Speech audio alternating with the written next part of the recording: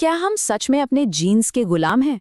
क्या हमारा स्वास्थ्य, हमारी आदतें और हमारी किस्मत सब कुछ जन्म के समय ही हमारे डीएनए में हमेशा के लिए लिख दिया जाता है? दशकों तक हाँ, जीव विज्ञान का तो यही मानना था। लेकिन सोचिए, अगर ये कहानी सिर्फ आधी ही सच हो तो?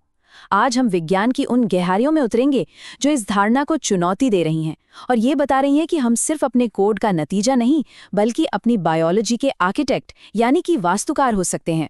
जरा इन दो चूहों को देखिए। आनुवंशिक रूप से ये दोनों बिल्कुल एक जैसे हैं, मतलब इनका डीएनए किसी जुड़वा की तरह एकदम सेम टू सेम है। तो फिर सवाल ये उठता है कि एक चूहा पीला, मोटा और बीमारियों का शिकार क्यों है, जबकि दूसरा दुबला, भूरा और एकदम फिट है? अगर उनके जीन एक ही हैं, तो उनकी किस्मत इतनी अलग-अलग कैसे हो गई? यही वो पहेली है जो आज हमारी इस पूरी पड़ताल के केंद्र में है। इसका जवाब एक ऐसी क्रांति में छिपा है जो बायोलॉजी की हमारी पूरी समझ को, मतलब पूरी रूल बुक को ही हमेशा के लिए बदल रही है। ये कोई छोटा मोटा बदलाव नहीं है, ये तो खेल के नियम ही दोबारा लिखने जैसा है। तो चलिए सबसे पहले उस पुरानी सोच की बात करते हैं। दशकों से हमें जो पढ़ाया गया, जिसे जीव विज्ञान का केंद्रीय सिद्धांत कहते हैं, वो ये था कि हमारा डीएनए एक ब्लूप्रिंट की तरह है। एक बार बन गया तो बस बन गया, पत्थर की लकीर।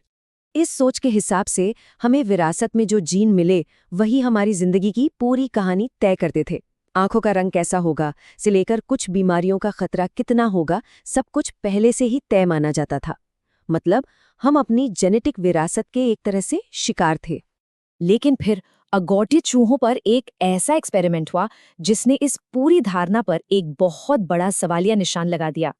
ये कहानी बताती है कि जीन शायद उतने भी जिद्दी नहीं हैं जितना हम सोचते थे। तो वैज्ञानिकों ने गर्भवती अगॉटी चूहों को लिया जिनके अंदर एक ऐसा जीन था जो उन्हें मोटा, पीला और बीमार बनाता ही बनाता था। लेकिन उन्होंने एक छोटा सा बदलाव किया। उन्होंने माँ चूहों की डाइट में फॉलिक एसिड और विटामिन B12 जैसे कुछ पोषक तत्व डाल दिए और नतीजा तो हैरान कर देने वाला था। बच्चे दुबले, भूरे और पूरी तरह से स्वस्थ पैदा हुए। कमाल की बात यह है कि उनके अंदर अभी भी वही अगॉटी जीन था, लेकिन माँ की डाइट ने उस जीन को ऑफ कर दिया था, उसे शांत कर दिया था। मतलब डाइट ने डीएनए को बिना छुए ही जीन के काम करने का तरीका बदल दिया। और ये प्रयोग हमें एक बहुत ही बड़े और पावरफुल आइडिया की तरफ लेकर जाता है, विश्वास का जीव विज्ञान। ये नया विज्ञान हमें बताता है कि हमारे विचार, हमारी धारणाएं और हमारा माहौल, ये सब हमारे जीन से सीधे सीधे बात कर सकते हैं। इस पूरी प्रक्रिया का एक साइंटिफिक नाम भी है, एपिजेनेटिक्स। इसका मतलब है जीन के ऊपर का कंट्रोल। इसे ऐसे समझिए कि ये हमारे डीएनए के ऊपर एक स्विच बोर्ड की तरह है, जो हमारे अनुभव, जैसे हमारा खान-पान, हमारा तनाव, हमारी भावनाएं, इन सब के आधार पर जीन्स को ऑन या ऑफ करने का निर्देश देता है। ये हार्डवेयर को नहीं बदल रहा, ये तो सीधे सॉफ्टवेयर को ही अपडेट कर रहा है। और ये बदलाव सिर्फ बायोलॉजी तक ही सीमित नहीं है। इसे समझने के लिए जरा फिजिक्स की दुनिया में चलते हैं। पुरानी न्यूटोनियन फिजिक्स दुनिया को ठोस चीजों से बनी एक मशीन की तरह देखती थी, लेकिन क्वांटम फिजिक्स हमें बताती है कि असल में हम सब ऊर्जा और सूचना के वाइब्रेटिंग फील्ड से बने हैं। ठीक यही बदलाव अब बायोलॉजी में भी हो रहा है। हम एक फिजिकल मशीन वाली सोच से आगे बढ़कर एक ऐसी एनर्जेटिक, सेंसिटिव सिस्टम की तरफ जा रहे हैं जो हमारे माहौल और हमारी चेतना से सीधे तौर पर प्रभावित होती है। और इसका सबसे जीता जागता सबूत तो हम सब ने सुना है, प्लेसिबो और नोसेबो इफेक्ट। प्लेसिबो इफेक्ट में क्या होता है? अगर किसी को ये यकीन हो जाए कि एक चीनी की गोली उसे ठीक कर देगी, तो उसका शरीर सच में ठीक होने लगता है। और इसका उल्टा है नोसेबो इफेक्ट, जिसमें एक नेगेटिव विश्वास शरीर में नेगेटिव लक्षण पैदा कर सकता है, भले ही वो चीज़ बिल्कुल बेअसर हो। ये सीधा सीधा दिखाता है कि हमारा दिमाग हमारे शरीर का सबसे बड़ा प्रोग्रामर है। जैसा कि डेनिस परमाने ने कहा, ये रिसर्च उन कड़ियों को जोड़ रही है जिन्हें हम लंबे समय से अलग अलग मानते आए हैं। हमारा शरीर, हमारा मन और हमारी चेतना, ये सब एक ही हैं। लेकिन रुकिए, कहानी सिर्फ हमारे दिमाग और जीन्स पर ही खत्म नहीं होती। हमारे शरीर में एक और पावरफुल खिलाड़ी है जिसे अक्सर दूसरा दिमाग भी कहा जाता है, हमारा पेट। क्या ये बात पता थी कि हमारे शरीर का लगभग 90% सेरोटोनिन, जिसे हम हैप्पी हार्मोन भी कहते हैं, वो हमारे दिमाग में नहीं बल्कि हमारे पेट में बनता है। सोचिए, 90%। इसका साफ मतलब है कि हमारी मेंटल हेल्थ हमारी गट हेल्थ से कितनी गहराई से जुड़ी हुई है। इस कमाल के कनेक्शन को गट ब्रेन एक्सिस कहते हैं। ये एक तरह का सुपर हाईवे है जिस पर पेट और दिमाग लगातार एक दूसरे से बात करते रहते हैं। और इस बातचीत में हमारे पेट में रहने वाले खरबों बैक्टीरिया यानी हमारा माइक्रोबायोटा एक बहुत ही जरूरी रोल निभाता है। और ये कनेक्शन कितना डायरेक्ट है, ये जानकर शायद हैरानी होगी।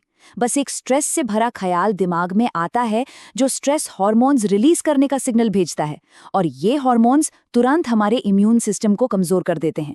मतलब एक ख्याल और सीधा शरीर पर असर। मन और शरीर ये दो अलग अलग चीजें हैं ही नहीं, ये एक ही सिस्टम है। तो अगर हमारा पेट हमारे मूड को इतना कंट्रोल करता है, तो क्या हम जो खाते हैं उसके जरिए अपने मूड को बेहतर बना सकते हैं? जवाब है हाँ, बिल्कुल। चलिए देखते हैं कि ये काम कैसे करता है। मेडिटेरेनियन और प्लांट बेस्ड डाइट जो फाइबर और पोषक तत्वों से भरपूर होती हैं, वो हमारे पेट में अच्छे बैक्टीरिया को बढ़ाती हैं और सूजन को कम करती हैं। वहीं दूसरी तरफ प्रोसेस्ड फूड और चीनी से भरी वेस्टर्न डाइट हमारे पेट के माइक्रोबायोम को नुकसान पहुंचाती है और सूजन को बढ़ावा देती है, जिसका सीधा असर हमारी मेंटल हेल्थ पर पड़ सकता है। और यहाँ कुछ खास पोषक तत्व हैं जिन पर ध्यान देना चाहिए। ओमेगा 3 फैटी एसिड्स दिमाग की सूजन से लड़ते हैं। प्रोबायोटिक्स और प्रीबायोटिक्स अच्छे बैक्टीरिया को बढ़ाकर एंजाइटी कम करने में मदद करते हैं। और एंटीऑक्सीडेंट्स हमारे दिमाग को स्ट्रेस से बचाते हैं। तो खाना सिर्फ एनर्जी नहीं है, ये एक तरह की इन्फॉर्मेशन है जो हमारे शरीर और मन को निर्देश देती है। तो इन सब बातों से हम कहाँ पहुँचते हैं? ये सब हमें एक नए बेहद शक्तिशाली नजरिए की तरफ ले जाता है। एक ऐसा विज्ञान जो हमें विक्टिम नहीं बल्कि क्रिएटर के रूप में देखता है। हम इस पुरानी सोच से आगे बढ़ रहे हैं कि हम अपने जीन्स के हाथों की कठपुतली हैं और ये समझ रहे हैं कि हमारे पास अपनी बायोलॉजी को बदलने की ताकत है। हमारे विश्वास, हमारे विचार और हमारी प्लेट में रखा खाना, ये सब हमारी सेहत और खुशी को आकार देने वाले बहुत पावरफुल टूल्स हैं। लिवर बर्टन के शब्द इसे कितनी खूबसूरती से बयां करते हैं। ये विज्ञान हमें अपनी जिंदगी की बागडोर वापस अपने हाथों में लेने के लिए औजार देता है। ये हमें कंट्रोल और उम्मीद की एक नई भावना देता है। तो हम इस पड़ताल को इसी एक सवाल के साथ खत्म करते हैं। अगर ये सच है कि हम जो सोचते हैं, जो मानते हैं और जो खाते हैं वो हमारे शरीर को सेल्यूलर लेवल पर बदल सकता है, तो हम अपने लिए कैसी हकीकत बनाना चाहेंगे?